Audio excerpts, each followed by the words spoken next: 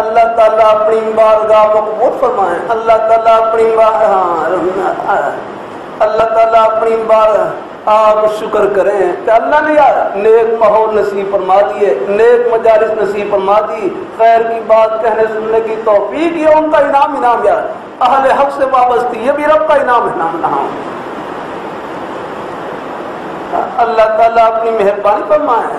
یہ سب کچھ انہیں کا دیا ہوا ہمارے پاس الحمدللہ. اللہ تعالیٰ اللہ میاں کے پردے کتنے باریک ہیں. یہ کبھی کبھی جلسوں میں کرتا رہتا ہوں, یہاں بھی پوچھ رہا ہوں یہ ہمارے بزرگوں کا کیا اس میں گرامی ہے سامنے بیٹھے, کیا نام ہے؟ اللہ خوش رکھے اپنے بزرگوں کا الحمدللہ. اور بھائی مدثر, اللہ تعالیٰ ہمارے بھائی فاروق صاحب اور بھی ایک دو اس میں گرامی کیا ہمارے بزرگ پیچھے بیٹھے ہیں, سفید ریش بزرگ ہیں.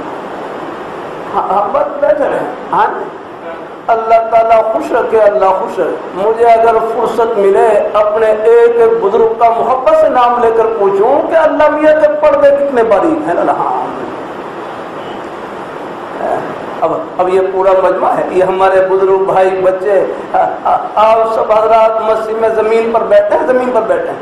یہ زمین دیکھنے میں مٹی ہے مٹی, لیکن مٹی کے پردوں میں اللہ تعالیٰ نے لاکھوں کروڑوں اربوں کھربوں من گندم چھپا رکھی ہے, چاول چھپا رکھے ہیں, سبزیاں چھپا رکھی ہیں, پھل پھول چھپا رکھے ہیں.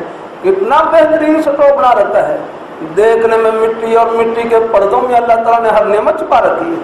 ہم چاول رکھیں الگ برتن میں, سبزی رکھیں الگ برتن میں, آٹا رکھیں الگ برتن میں, پھل رکھیں الگ برتن میں, اور اللہ میاں کا برتن کتنا بہترین کہ مٹی کے برتن میں آپ کے لیے سب کچھ بار کر رہا ہے. سب کہیں سبحان اللہ.